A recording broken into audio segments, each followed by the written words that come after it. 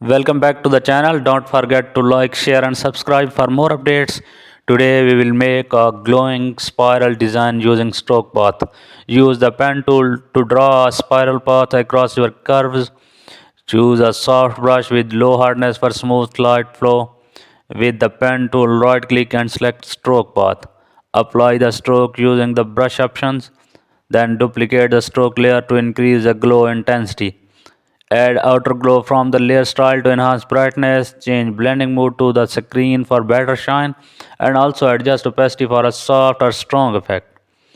Add color to your glow using hue and saturation. Repeat the stroke on multiple layers for a multicolor spiral.